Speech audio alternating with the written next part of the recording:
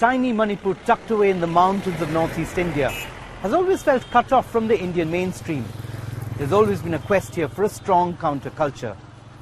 But Bollywood is banned in Manipur, by insurgent groups fighting the Indian government who believe that it's a corrupting influence. Mainly militarized territory, that is the occupied territory of India. Surprising that they're looking for inspiration from a country that's a little further.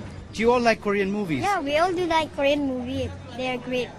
It's about love and all those things related to this relationship, and it's growing up fast though. It's growing up like fire in Manipur also.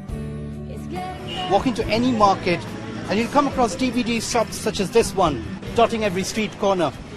And they're all selling Korean movies and dramas, which have become incredibly popular here, especially among young people.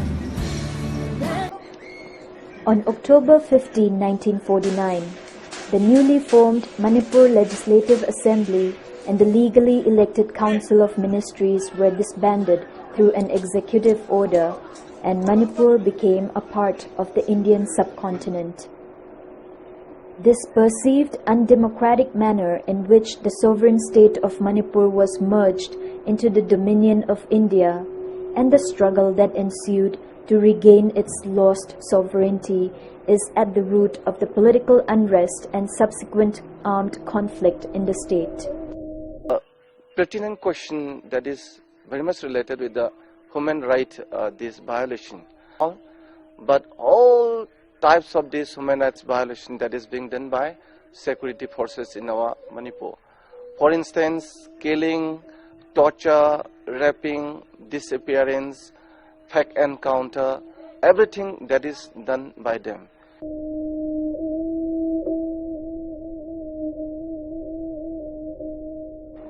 A typical case of this failure was evident in the Hairangoitong massacre, where Central Reserve Forces fired indiscriminately at a crowd of 3,000 people who were watching a volleyball match.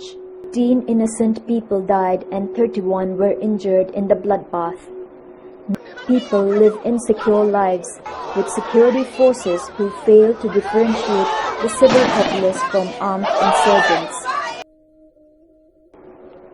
Civil rights are grossly violated and people live in constant fear, reinforced by the overwhelming military presence in the state with their display of sophisticated weapons, armored vehicles, and foreign looks and languages.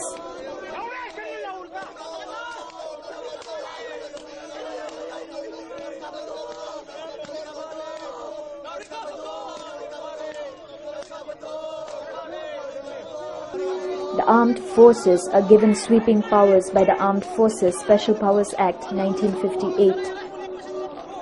This act is the evil reincarnate of the British colonial law, Armed Forces Special Powers Ordinance 1942, which was promulgated at the wake of Japanese aggression in the Second World War.